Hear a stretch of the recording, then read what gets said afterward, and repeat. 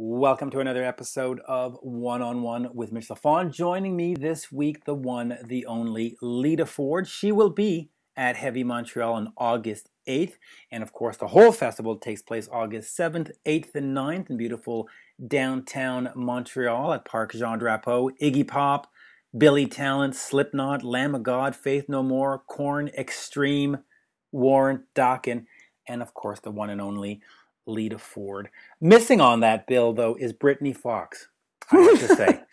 Right, Johnny? How's she doing anyway, Brittany?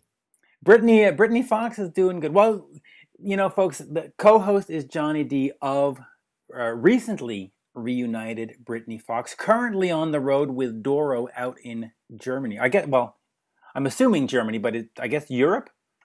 Yeah, I'm in Germany right now, and we are traipsing about Europe as we speak, doing some festivals and wow. Yeah, you know, I'm gonna keep pushing hard to get Brittany Fox and Doro to come play Heavy Montreal. I think it's important to have.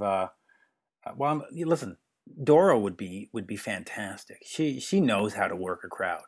Yeah, for sure. But before we start talking about Lita Ford, her last album is called Living Like A Runaway. She's got a great book coming out in the spring of 2016 called Living Like A Runaway, a memoir where she talks about her days being managed by Sharon Osbourne and the Runaways and all that great stuff. What is the update on the Brittany Fox reunion tour? Is there a name for the tour yet? Not officially, but I'm calling it the Like It or Not tour, just for those folks that have a quarrel about the the fact that it's there's a few members missing or whatever. I mean, at this point, it's like you go with what you got. You know what I mean? You're a football team. Your people are down, or they're drunk, or they whatever. Your star quarterback is out, but you got to go on.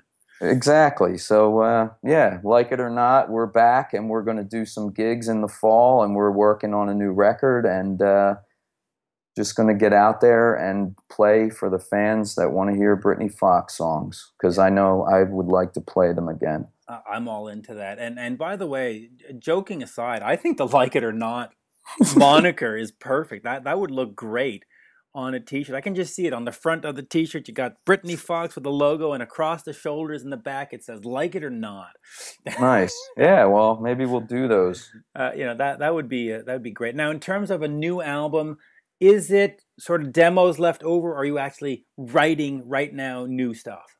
It's all going to be new. I don't think there's anything that was that great that was left over. Except that Nintendo song. Well, that's great. I mean, that's, I love that Nintendo song. Turn On. Yeah, that was a good tune. It's got to be, we need a Turn On 2016 version or whatever. Turn On Again, but I think Genesis. Turn It On Again. Yeah, Genesis hit that one. Yeah, doesn't matter. Yeah, but yeah, all new stuff. I would say in the vein of, kind of old, like a muscle car reamped for the 2015s. That's another great name for your tour, the Brittany Fox Turn It On Again tour. There you go. There you go. We're going to have to work on that. There'll be the East Coast name and the West Coast tour name when you hit. And the Canadian tour. And the Canadian tour. Oh, that'll be Turn It On Again, A. Lita Ford. Great guitarist, great female vocalist. I'm going to ask you this question, because she talked about in the business, it was sometimes a little bit harder being a female artist. You have been with Doro and, of course, with Brittany. You've sometimes played the same clubs. Have you noticed any kind of difference the way a manager or a promoter approaches you when you're coming in as Brittany Fox with all the guys, and when you're coming in with Doro? Have you noticed any noticeable difference in how people treat you? I would say it's probably a lot different now than it was back then for those ladies. You know what I mean? I can imagine I mean, Lita had a band full of girls, so that's, you know, that's one thing all in itself. And Doro was, you know, this little blonde thing, German from a, you know, with a band of guys, and it's like, what the hell is that? You know what I mean? Like, at least she had some sort of backup. Not that the Runaways were, you know, not up for a good fight or scrap. I'm sure they could have taken on anybody, but differences, you know. But now when we tour, I mean, I see people being very respectful and just really, like, I think the difference is they just see Doro as like, you know, just wow, you know, like there she is in person, and you know, and they want to be real respectful. But some dudes, you know, will, Doro, can I, you know, take a picture or whatever? And then it's like, okay, sure. And then they want to pick her up, they want to kiss her and hug her and do things with her, and it's like, dude, chill out, man. You know what I mean? Like, have a little bit of respect, like. But you know, it's all good. I think promoters, club owners, they all really, really do like her a lot, and they really get off on just, you know, seeing her live and just the energy and the whole thing. And it's definitely different than just four, you know, four dudes rolling up and, you know. Yeah. So it's cool. It's a good contrast for me to see things work differently like that too, you know. But you know, it is what it is. But I think those girls had, you know, have definitely seen some stuff over the years, you know. Yeah. Oh yeah. Now, speaking of the Runaways, I mean, wow, that band had Lita Ford, who went on to this great success, that album Lita with Kiss Me Deadly, all over the place. Joan Jett, of course, right? Mm-hmm. Uh, Unbelievable how much. Who was the other one in the band? I'm forgetting the name all of a sudden. Well, Jackie Right. and you know, whichever bass player And at the time. Mickey Steele is who I'm thinking of. Sorry. Yeah. Uh, Went off and joined the Bangles, that had Hmm. runaway success as well. So it's to me it's remarkable. And I talked to Joan. Sorry, I talked to Lita about this, where um, you know, to me the Runaways were a great band, and they did make some noise, but outside of the band, those three members made a lot more noise. Um, you know, they really took on the world. Joan Jett with her cover of the Arrows, "I Love Rock and Roll," and "Kiss Me Deadly" with Lita Ford, and you know, "Manic Monday" and all that. It's amazing how a little band that could and just never got to that next level apart. Wow, you know. Yeah. And you don't see that often. You look at, for example, Kiss. You got Peter Criss and Ace Frehley in the band, rule the world. Out of the band, they have decent solo careers. You know, nothing that, you know, you'd write home about. Right.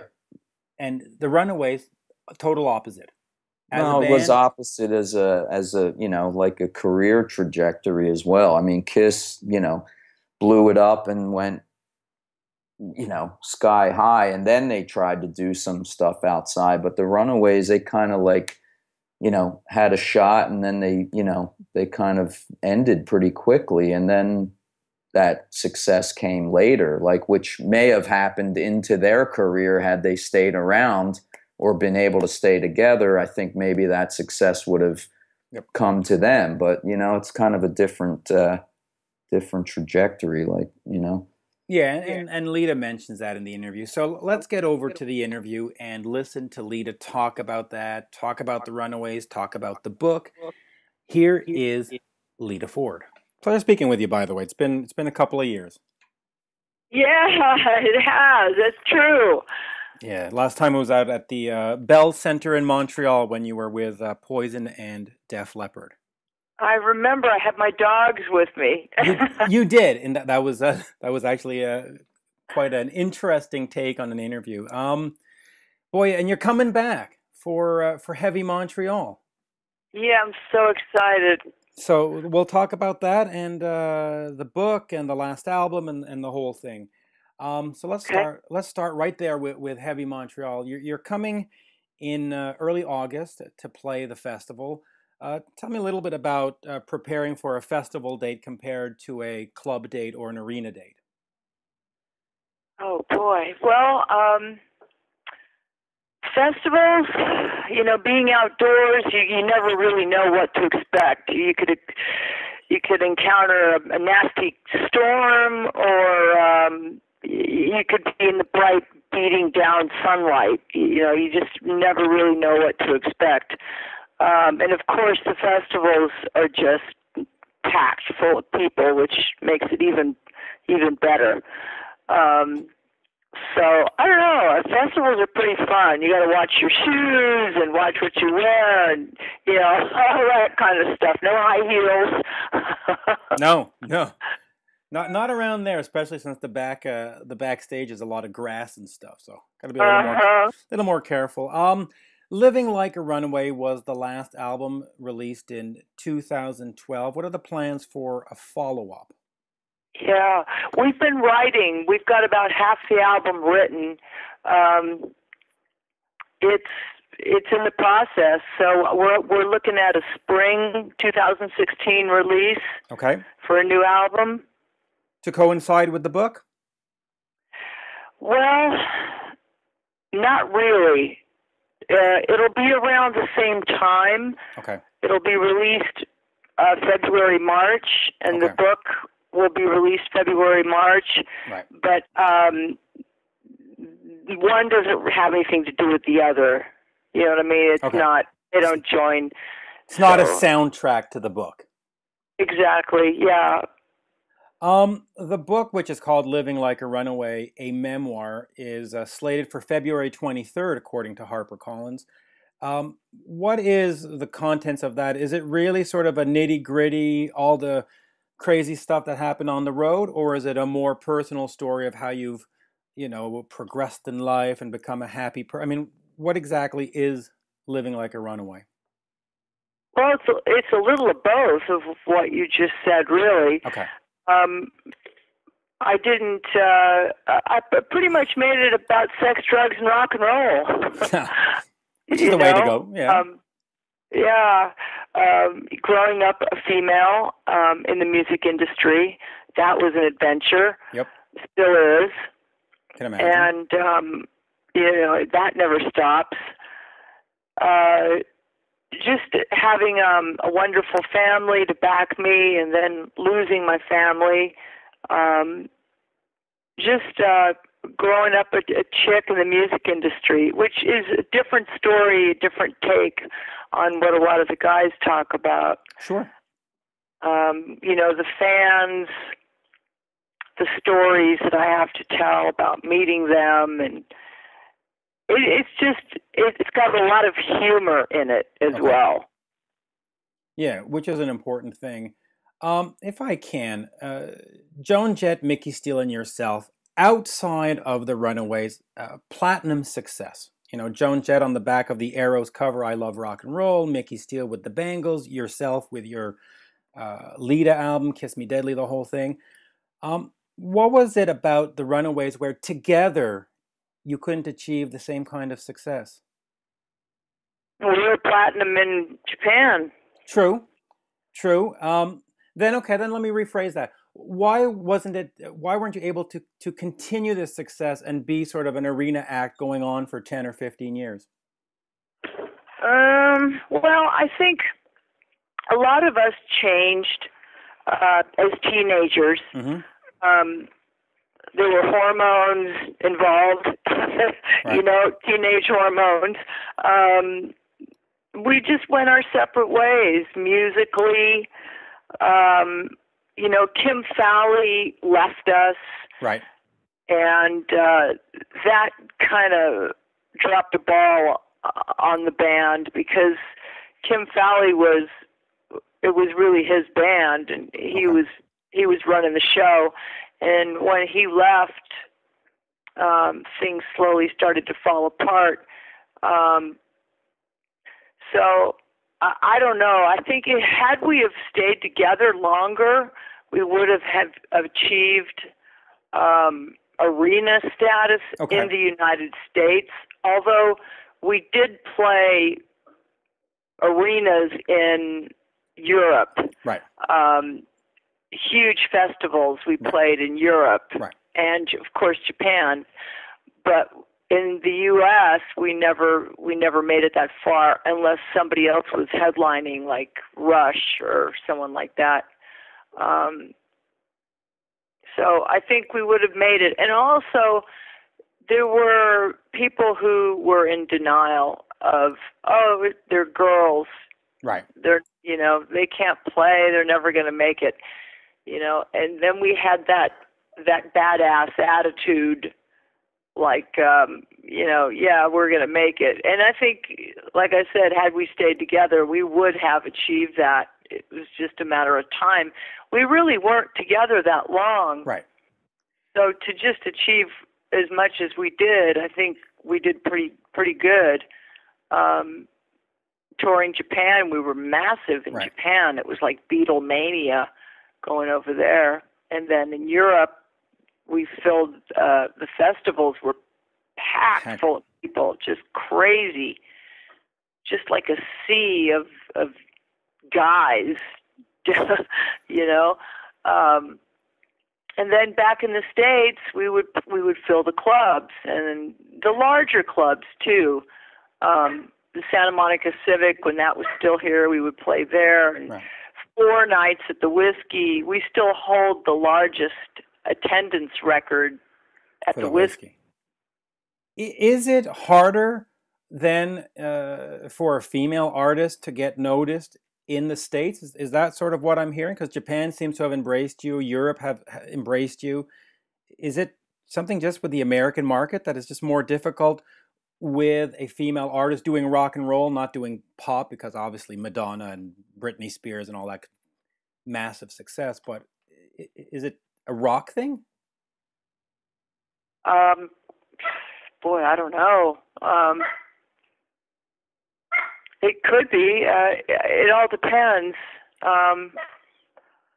If you have a hit record in a movie soundtrack, say for instance, which the Runaways did recently, they just had a #1 single with Cherry Bomb in Guardians of the Galaxy. It helps, of course, and then we were nominated for a Grammy for that. After 37 years is bizarre. Now it comes out. We were very before our time with the Runaways, because nobody in the United States, a lot of people wouldn't accept the fact that we were teenage girls. Right. Not even women, to put it that much, just we were real teenage girls. So it just, and then these days, I think had we have had our own television show, like a Hannah Montana, then maybe we would have been able to fill arenas, but we were just a little too heavy duty, I think, to be put on television, a little too risque. Yeah, and of course, we didn't have the Disney Channel back then. That would have been a helpful thing. After Kim left, you had Toby Mamis come in. He's working with Alice Cooper these days. Is that the same Toby? Yeah. Okay. Well, hey, that's a good guy to work with. I want to get over to the Lita album of 1988. I would consider it your breakthrough album, of course, with Kiss Me Deadly and stuff. Do you consider that also your sort of moment? That's the one that everybody paid attention to. That's the one that broke out for you. It is, and then it isn't. I led my way up to the Lita album. First of all, by Out for Blood. The Out for Blood album was a 3-piece band fronted by a female on guitar. It was like a Jimi Hendrix, but only fronted by a female. Mm-hmm. That caused a stir and in the music industry. It got me signed to a record label right away. It was different. Everybody wanted to see, they were in denial. Even while they were watching my fingers moving on the guitar fret, they were still in denial. So that caused a scene. And then Dancing on the Edge came out, and Dancing on the Edge, it was nominated for Grammy, Dancing on the Edge, and then it had Dressed to Kill. Tony Iommi was in the video. Mm-hmm. That caused a stir too. Dancing on the Edge. Nominated, but I didn't win. But that's okay. I'm still grateful. And you had a great band for that one. You had Randy Castillo on drums, which, I mean, he's a master. And you had Hugh McDonald on bass. You, of course, are with Bon Jovi now, and secretly had been with Bon Jovi back then, recording on his albums. Tell me a little bit about you. Did he mention any of his Bon Jovi stuff at the time? Just tell me about that band, because I mean, that is just a great band. You on guitar, Randy on drums, and you on bass. I mean, that's a masterpiece. Yeah, it was cool. It was cool. It was a very, very cool band. I was going to say bass. Randy, I found Randy at a nightclub in Los Angeles. He was playing with this little band at these little divey, like Madame Wong's. Do you know Madame Wong's? Yeah. That's isn't that at Madame Wong's, which is a really tiny club with a low ceiling, and he was playing there when I first saw him. And he had something very unique about him. He was just so different than any other drummer I'd ever seen. And I just couldn't help it but approach him. And, of course, at the time I was looking for a new drummer. So he fit the bill perfect. And the whole story about Randy is in my book, how we first met and the first show we played. All that's in my book. But he was a gem, and so much so that he moved on to Sharon's band, or Ozzy's band. Yeah. Yeah, and I do want to ask you about Sharon. Where in there was Kiss's drummer Eric Singer? That's the one sort of part of the chronology that I know he was in some videos and he did some live shows, but was that before Randy, after Randy? Where was Eric involved? Eric was one of my very last drummers I had before I got pregnant and got married. Okay. I think he was the last drummer I had before I left. And then he moved on, of course. Randy went with Sharon while she was managing me. You got to read the book. Yeah, it sounds like there's going to be some great details in there. Yeah. If I can talk about Sharon for a second, you hired her for the Lita album to manage you, and at some point you had to let her go, probably because of the Ozzy influence. He was going through, difficult times with different, substance abuse and stuff. Was that hard, letting her go? Oh, yeah, I loved her. I loved Sharon. I didn't want to let her go. But at the same time, there were some things going on that were really destroying my career at the same time. I kind of don't want to say because it's all in the book and it's a lot. Okay. But yeah, I loved Sharon and I didn't want to let her go, and it was a good thing turned bad is what it was, basically.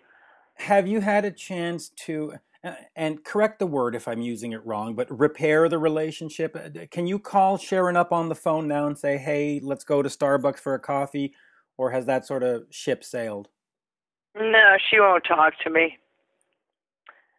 She won't talk to me. She's one of those, I guess, forever holds a grudge. I don't know, maybe after the book comes out, she'll understand a little bit more. Right. Then let me get off that topic. I'll just finish with this, though. How does that affect you personally? I mean, does that upset you, or is it like, man, that's life. People in my life come and people in my life go. I mean, or is it a little more like, wow, that leaves a mark on my heart? With Sharon? Yeah. Sorry, you're breaking up a little bit. Yeah, with Sharon.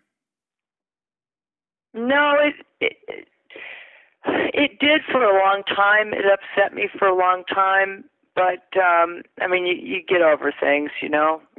Right. It is what it is. And like I said, hopefully she's not one of those kind of people that forgives and forgets. Right. You know, she's just, you are what you are, and she'll never change her spots, so to speak. But I hope that she reads the book, and I hope that she doesn't get angry, and I hope she understands why I had to let her go. Gotcha.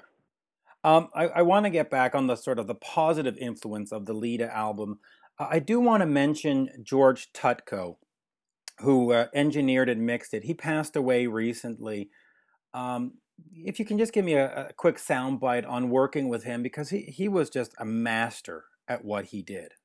He was a master. He was so good. As a matter of fact, after Mike Chapman and I went our separate ways due to Sharon, I took him into the studio and we did some demos, and they were probably some of the best recordings I've ever done. There was no producer. I produced them. There was nobody there telling us what to do, so we were always bringing in different musicians. You know, like, so-and-so's in the next room. Hey, let's bring him in and do what? I don't know. Give him a mandolin. So we would have fun. You know, it was a fun time. And George Tutko engineered the whole thing, while I got to be play producer, and it really, really was some of the best recordings ever. Then we took some of those recordings to a real producer, and they just made a mess of some of these songs. They couldn't outdo what I did with George Tutko. Yeah. Whatever happened to those songs? They didn't end up on this album, did they? Did they just sort of disappear? Nope, we've got them. We've got them on a 24-track analog tapes, and hopefully they'll see the light of day. They're just too good. And by the way, that whole production team you had, George Marino, Toby Wright, George Tutko, Mike Chapman, I mean, wow, masters in their domain. I mean, they really are. They really are. What impact did Lita, the album, have on your career? I mean, I'm assuming it opened a whole bunch of doors that had been closed. It changed everything, right? Yeah, it pretty much did, because I had the record company behind me for the first time. The record company would always back me, but they would only back me to a certain point. You know, it was like, yeah, Lita's great. We love Lita. But this time, they were really in full force. Right. Bob Buziak was the president of RCA, BMG Records, and he was a huge fan of the Lita record. He was doing everything he could to help push that record and prepare it for the next album. And unfortunately, what happened was he got paid off and pushed out of RCA, right, BMG Records. So I no longer had Bob Buziak working with me. They brought in this other guy, what's his name? Joe Galante. And Joe didn't know anything about rock and roll. He was a country music guy. He didn't know what to do with me. So I thought, you're kidding me. Why would you do anything different with me than you would with a guy? You know, they can't wrap their head around it. So I got this letter in the mail from Joe Galante saying they're going to drop me from the label. Wow. At the same time, I was nominated for a Grammy for Best Female Rock Vocal Performance on Shot of Poison. Was this after the Lita album or after the Stiletto album that you got the letter? This was after Stiletto. And he said, we love you, but too bad. Yeah, pretty much. Wow, it is sort of a cruel business, right? I mean, there is no loyalty. It's sell me as many tchotchkes as you can, and as soon as you can't sell me any tchotchkes, it's out the door. Bye-bye, right? Well, he didn't know what to do with me. Did he? He didn't have a clue. Seeing that he was coming from the country world, did he try to convince you to country up your sound a bit and be like Loretta Lynn or Dolly Parton? I mean, did he try to say, hey, could you put a couple more twang in there and some fiddle? And I mean, did he try any of that nonsense, or did you just say, listen, I don't know what to do with you. You got to go. No, he literally said, you're one kick-ass lady. However, we're going to have to let you go. You know, it's like, we don't know what to do with you. We don't know what to do. So we got to let you go. How did You're kidding me. I've just been nominated for a Grammy. You know, I'm about to go quadruple platinum. It's ridiculous. It's absolutely ridiculous. Why would anybody do that in their right mind? You know, I've obviously never received that kind of letter, so I can't imagine what it's like. But how was it with you? I mean, does that throw you into a depression? Does that give you this determination to say, oh yeah, watch me go over to this other label and kick your butt? Or like, how did you react to that? Was it motivating or totally just depressing? Well, of course it was depressing because I had been with that label for so long, right? With Mike Chapman and Mercury Records, which turned to BMG, RCA turned to BMG. Correct. And yeah, I mean, I've been with them for a long time, and all of a sudden, here comes this, you know, excuse the French, a fucking moron out of the middle of nowhere, and writes me a letter. It just sticks it in the mail. At least it was in his own handwriting, and says goodbye. Wow, it's unbelievable. Unbelievable. I don't know how much more time we have, so let me just get quickly over to Wicked Wonderland. You released that in 2009. Looking back on that album, how do you evaluate it 6 years on? Happy, proud, embarrassed? It is what it is? Well, there's a lot of that album that is not me. Correct. That my ex-husband took a hold of it, and he put his touch on it. He wanted to be the producer and the writer and the singer, and you know, he wanted everything to do with the album was him. He didn't want me to talk to the other band members. He didn't want me writing songs with other people. It was just absolutely impossible to be creative with him around. I couldn't do it. So I just said, you do it here. Okay. You do it. So he finished off Wicked Wonderland with a producer in Los Angeles who will probably give you pretty much the same story.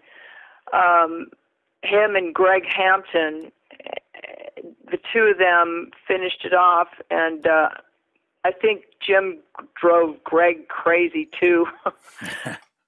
But anyway, it came out, and they put my name on it, and put it out on JLG Records, which was Jim's record label.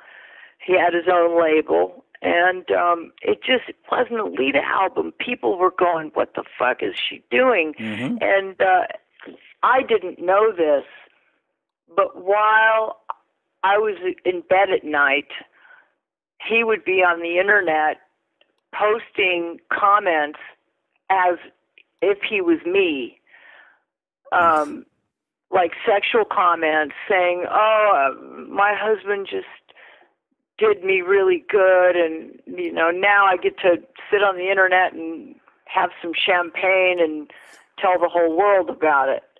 It's like, whoa, I was asleep. I wasn't even there. Wow. He would just create this facade around Wicked Wonderland completely about sex.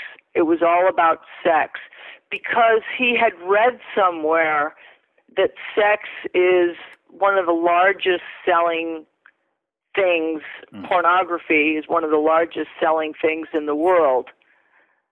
So he wanted the album to be all about sex.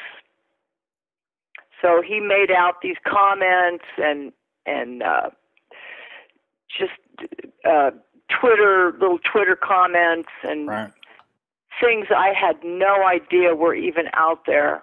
And I'm finding them now just going, oh my God, I didn't know that was there. I didn't know, and there was stuff where he would get on stage with me and he just grab me by my crotch or grab me by my boobs and lift me up in the air, and I couldn't take it anymore. Couldn't handle it anymore. I had to leave. You had to bail, which is why the album Living Like a Runaway must have just been a great breath of fresh air for you, because that, to me as a fan, is a real Lita Ford album. Songs like Mother and what was the other one? Branded. Just great stuff. I mean, just great stuff. Thank you. Thanks.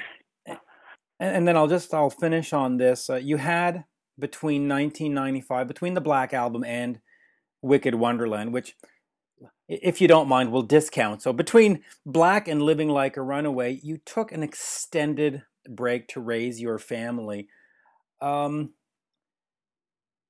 Looking back on that, how do you judge those years or look over those years? I mean, taking care of your family is primordial. I mean, it's the number one thing, and a lot of respect from me goes to you for taking that time off. But it's not great for the career, right? I mean, it's sort of. So how do you look back on that time? I loved it. I actually loved being with my kids. Yeah, that's great. They were the light of my life, and I don't get to see them anymore because he's alienating the children from me. Right. Do you know anything about parental alienation? Listen, my parents were divorced when I was 5, and so I went through a little bit of all of that stuff too. It's not a lot of fun. No, it's not a lot of fun. And there's mild, moderate, and severe parental alienation. Yeah. And in this case, it's severe, really severe. And I don't see them. I don't know where they are. I haven't spoken to them since 2010. Wow. And they're the loves of my life. I absolutely adored my children. I homeschooled them. Right. We were together 24/7. We would play together. I would take them to parties, and they would play with their friends, and we had a great time. James was starting to play guitar, and he was damn good too. Oh my God! I mean, he's got a gift. Yeah. How old are they at this point? I mean, aren't they past 18? No. James just turned 18 in May, and Rocco's 14. And so wow. And you haven't seen them in 5 years? Yeah. Ooh. Wow. That I can't even imagine. I mean, in my parents' divorce, we never had that kind of thing. There was, oh, your mom's always this and your dad's always that, and it was sort of like, pick me, I'm the nicer parent. But it wasn't certainly what you're describing. I can't even fathom that. And I have 2 kids of my own. I'm not divorced, and if I ever did get divorced, I just can't see myself doing that. I mean, their mom is their mom, and they should revere her and love her and always respect her, whether I'm with her or not. So I just don't understand that.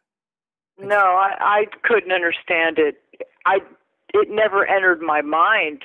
I couldn't comprehend taking their father away from them. I just couldn't comprehend it. And when he did it to me, I was devastated. I was just in disbelief.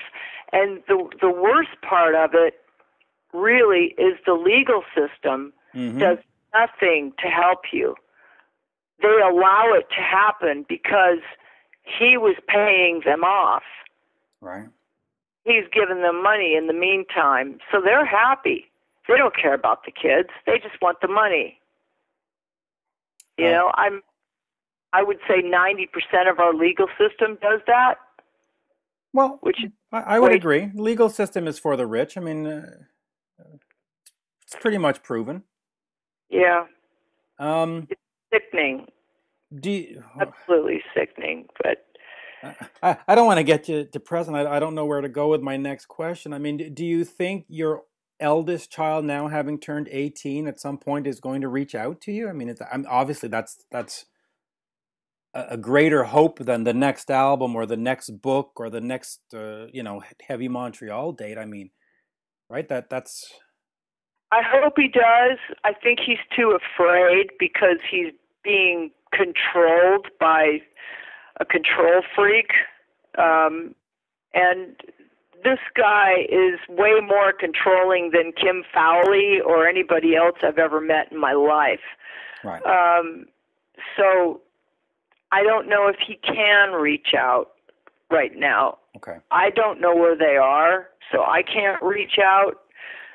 I don't know where my 14-year-old is. Wow. You would think, it's just, which is why I wrote the song Mother, because I was hoping they would hear it, and I was hoping they would hear the words and understand the story behind the song. Mm-hmm.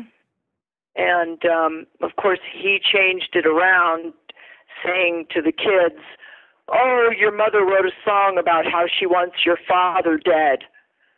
Wow. No. Well, that's not exactly what the song's about.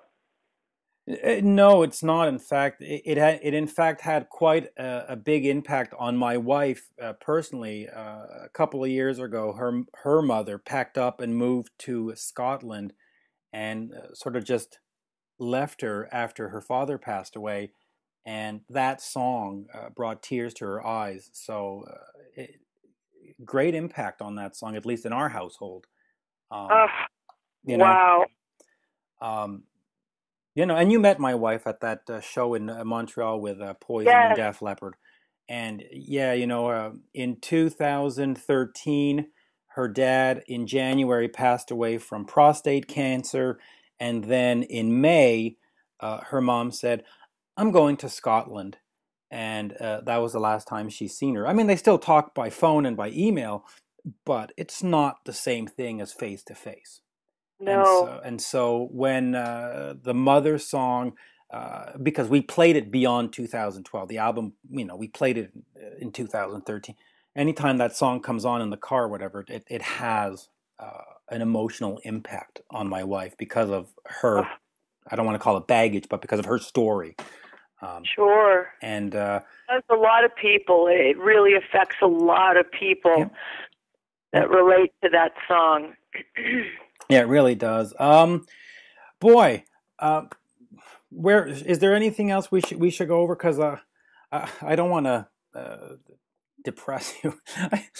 I hope. No. I hope you're fine. Okay, good. I hope you're still enjoying the interview. I guess let's get back to sort of fluffy, happy times, if that's okay. Heavy Montreal, gonna be a great festival. Are you? You've been to the city many times. Any impressions of Montreal? I know you played love it. You played a secret gig for RCA BMG at the Spectrum. I'm trying to think what year that was. 89, 90? Is that something like that? Do you remember that secret gig you came and played in Canada? Yeah, I'm trying to remember. I think it was 89. Right, I think it was the Spectrum in Montreal. It was for the record company, and yes. And until the Poison tour, I don't think you had come back to Montreal. So it's nice to see you. Right. It's nice to see you not taking 15 years to get back to our fair city. I'm so happy to be back. Yeah. I really, really am. And my life is good. right now. Even though I don't see my children, I'm blessed with a great band. I've got a great management team. Yep. We've got a great record company that looks out for us, and we've got a great new album and a book coming out. Yep. And the book actually has a lot of humor in it. Good. I talk about my love for my children. Yep. And my love for rock and roll, and I don't talk about anything else in it. I leave the bad stuff out. Good. So, and you've got an incredibly dedicated fan base that has stuck with you for going on 30 years now. So yes. I actually got, last year, I won from Guitar Player Magazine, Legends, the Guitar Player Magazine Certified Legend Award, which was only given to 4 guitar players so far, which was Jeff Beck, wow, Joe Perry, Les Paul, and I was the 4th one. Wow. So I was so honored. That was one of the highlights of my life. So honored to have that. Yeah, those are not slouches. The other 3. I mean, wow, great thing. At Heavy Montreal, hopefully you'll come back to the media tent and say hello to us, and it'd be nice to maybe get another picture or something and just say hello once again. Lita, for sure. Always a pleasure. Thank you. Thank you. Thank you, and we'll see you in a couple of weeks. All right, Mitch. I look forward to seeing you and your wife too. Absolutely. She will be there. Awesome. Thank you. Take care. Bye-bye now. Bye-bye. There you have it, folks. My chat with Lita Ford, of course, playing Heavy Montreal August 8th alongside Faith No More and Iggy Pop. On August 7th and August 9th, we have Slipknot, Lamb of God, Korn, Alexis on Fire, and many, many more. There you go, Johnny. What did you think of that chat? Some great Runaway stories, great stuff about Sharon Osbourne. Yeah, I mean, that's a lot of history there, you know. It's amazing to, I was just like, you know, thinking about the Runaways and what they accomplished at that age, and then they all went on. I mean, those girls saw the biz from, you know, I mean, when most of us were just running around causing trouble, you know what I mean? They were doing it for real on tour, playing guitars and dealing with all that bullshit. And for her to take it all the way up till now, long career, amazing, 40 years, man. 40 amazing years stuff. in the business. Do you have any Ozzy stories? Did Brittany Fox open for Ozzy? Did Sharon Osbourne ever come and scout you for management? I mean, is there any Ozzy I have connection? one funny little Ozzy story. When we were doing Bite Down Hard album with Britney out in California. So we flew out there. We were actually using the same producers, Dwayne Barron and John Purdell, who were completing the No More Tears record. So it was like we were next up, I believe, same studio, same producers, a lot of the same people involved. And we were friends with Zach already. Wow. Sort of a Jersey connection, and well, Mike, Zach played on one of your albums. He did, and that's when we got that whole thing going, because we were out there and we showed up ready to move into the studio, and then we got a call one morning, and it was management saying, "Hey, look, you know, Ozzy's running over, and you guys basically have to just chill for a week until they finish. They had some problems with mixing and whatever," and I was like, "Hey, man, extend the California vacation a week. I'm cool with that." Everybody was fine. And the guys, the producers were like, you know, "Sorry, guys, you know, feel free to come down the studio, hang out, check it out." And, you know, we got there and we, you know, were hanging with Zach. We were playing Madden football in the, you know, in the break room. And those guys were so into it, him and Mike Inez. We had a couple competitions where we were just playing, you know, the Madden Bowl and all this. So we got really tight during that week. Let me guess, Giants versus Eagles, right? Oh, of course, yeah. So, and me and Billy Childs had to have a punch up over who was going to be the Eagles and whatnot. Although I think Billy might have been the Bears back then. But Oh. So we're hanging. We talked to Zach about playing a solo on our record. He was totally down with that. And then so they told us a story about the mixing, and basically they submitted their mixes to the label, and the label was like, "Nah, we don't think so. We want Michael Wagner to remix the whole record." And they were crushed, man, because their mixes kicked freaking ass. I mean, I think I might have a cassette copy of that somewhere, which I should dig up. But those And guys, send to me. Yes, yes, I agree. yeah, we'll put it on YouTube and make millions of dollars. That's it. That's right.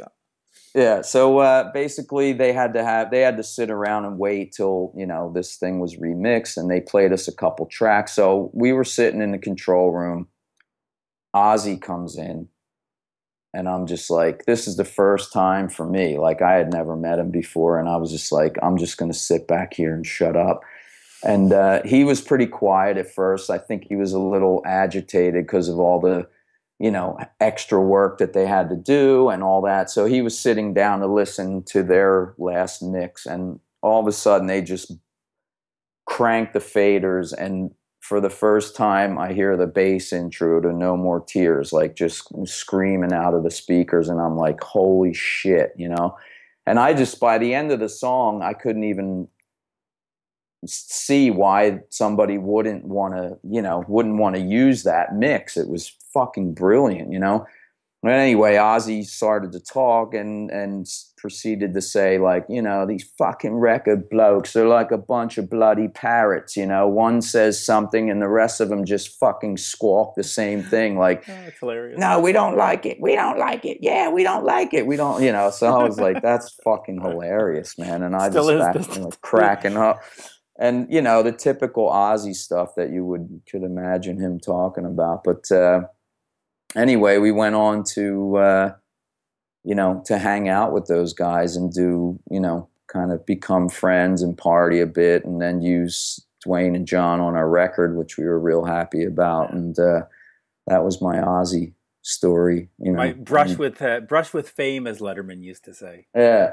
Let me ask you, and this is the unfair question: do you remember at all, or being able to compare the mixes from what officially came out? Like, did you get the album and go, ooh, what I heard in the studio was much better, or like, oh yeah, hey, they really did improve this? Like, do you remember at all? Or I do, actually. I remember their mixes being more like heavier and band, or like all. To me, the record that was released was very. It sounds great. Don't get me wrong. It was fantastic. Yeah, it's such a killer record, man, and it was recorded really well by those guys. And mix wise, I think obviously Wagner did what they wanted him to do, which was basically crank Ozzy's voice completely, above everything else. And the guitar, I think the guitar and vocal are real hot on that record. But the mixes, the original mixes, I thought were very much more rounded. Right. Is the album mix sort of more of a radio friendly mix, and the originals were more of like a Sabbathy kind of mix? Does that make any sense? Yeah, it was definitely more digestible, I guess. Radio friendly, if you want. I mean, it's still kind of heavy, but the other stuff just, to me, sounded like warmer, heavier, thicker. But that stuff, it's hard for that to translate on radio anyway, but yeah, I think it's still great, and most people will never know that stuff actually went down. But those are the kinds of things that happen behind the scenes that most fans never get to hear about, or unless you release something 30 years later. Deluxe version. Right. Boy, a deluxe version with the two different mixes would be kind of cool, actually. Yeah, it would be, man. But those, seems like those are the kinds of things that Ozzy does not do. It's like, you're going to get what I say you get, and you're going to like it. Or I should say Sharon probably is up, taking care of those decisions. But the business decisions. Yeah. Lita Ford, we'll just finish on this. If she called you and said, "Hey, Johnny, come play with me," would you go? Would you want to play with her for a couple of shows here and there?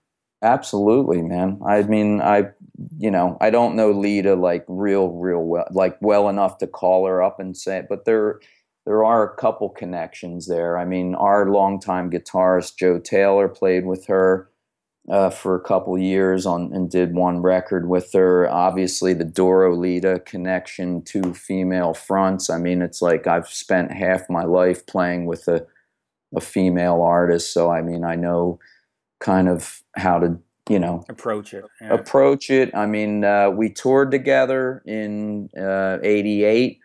It was Oh, did you really? Yeah, it was Brittany, Lita, and Poison, which was a fucking fantastic triple bill throughout America. And we had a lot of good shows on that tour. Got real friendly with her and her band.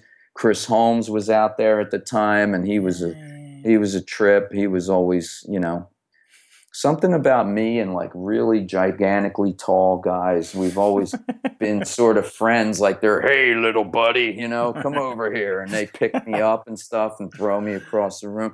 I was friends with Robin Crosby, same kind of deal there. But not to get off track, but yeah, we had good times on that tour, and I would definitely play with Lita, but I would not try to throw a whipped cream pie in her face. That's for sure.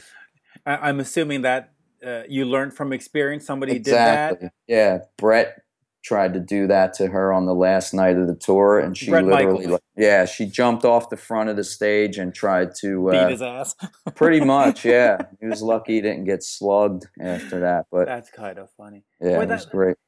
88. It was Brittany Fox, Lita Ford. I'm trying to think what we had in eight. I don't think we had a Poison tour until after with Warrant.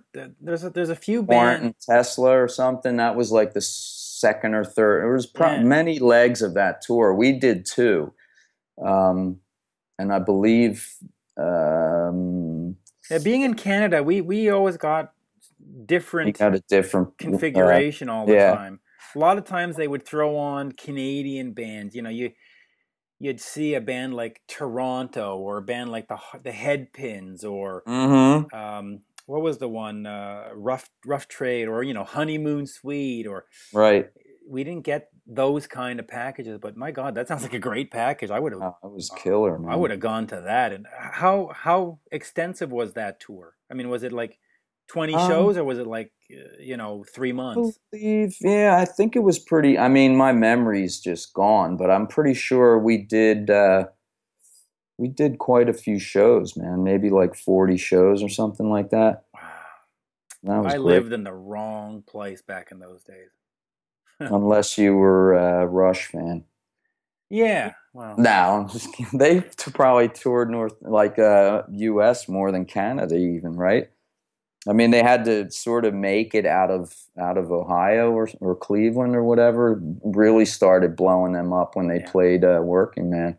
Yeah, well, we got a lot of Rush shows. I can tell you that we got got a lot of April Wine shows, which is kind of cool. I remember. I know. I dug April Wine, man. Johnny Winter opening for April Wine. That was a good show. Max Webster opening up for Rush. That was a there you go. Yeah, I cool saw that tour. That was That was 81, I guess. Mm-hmm. But late 80s. We got Tesla and Def Leppard. We got. Trying to think. How about Motley? Who were they? Was Lita on that tour when they came through? Motley. We had Tesla on the Tesla Motley on Dr. Feelgood. Mm-hmm. I'm trying to think who else. That's the only I mean, I know they Motley played here on all the other tours. That's the only one I remember them opening, the opener. But Tesla Motley, actually, that was a good night. Actually, I was at that. That was a great night. All the memories. Speaking of memories, to find out more, head over to BrittanyFox.com about Johnny. Your Twitter is @ddrums. There's an underscore, I think, in that, right? Yes. D underscore drums. Mm-hmm. And I'm @Mitch Lafon. Heavy Montreal is August 7th, 8th, and 9th. Lita Ford will be there. It is my priority to see Lita and Extreme, and of course Dawkins and Warrant. Johnny, always a pleasure. We need to do more. Hey man, if we can, I will be there, Mitch. Thanks. Absolutely. And Cool. we'll talk soon. All right, man. Cheers.